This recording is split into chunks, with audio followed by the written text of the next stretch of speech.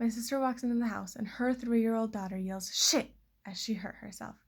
Suddenly, my heart started racing. My face was turning red from the heat inside me as I realized that my 3-year-old niece had learned that word from me because just moments before, I too had hurt myself and yelled shit. Of course, she had to learn the one bad thing I taught her that day out of all the many good things. I'm sure many of you have had this experience. We all have someone that admires us, or in other words, looks up to us, whether we like them to or not, whether we want them to or not. And I'm sure you may have looked up to somebody yourself growing up, maybe still do. So what I'd like for you to do is think about that person that looks up to you, that admirer, or someone that you've looked up to growing up. Today I'd like to talk to you about suicide awareness, what suicide means, how it affects us, signs that we could look for, and how we can help. For starters, I'd like to introduce you again to my niece, that 3-year-old that yelled shit because she had to learn the one bad thing that I taught her that day.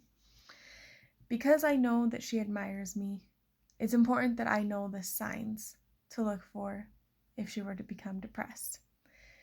Based on Jason Raid, a public speaker and a father who lost his son to suicide, says that we need to look for the signs such as if they separate themselves, reckless behavior, changes in behavior, whether it's wild or quiet, and if they sleep or don't sleep. Luckily, I started noticing that my niece, the same 3-year-old little girl, innocent girl, was not sleeping very well. And she was more reckless than before. She was quiet, didn't really hang out with the family either. She looks as though she's still innocent, cute, and happy. But in this picture, she had already started cutting.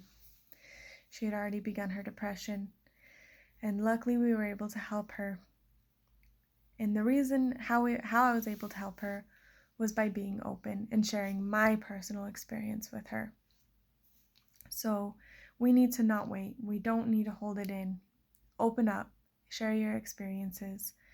Let them know that they aren't alone, because I'm sure you felt alone before. But everybody goes through something, and it's important that we share how we get through it too. So share your knowledge. And in conclusion, suicide can affect our loved ones. It can even affect ourselves. So we have to be open, let them know they're not alone, and share our knowledge. So going forward, teach that admirer of yours something more than just the word shit.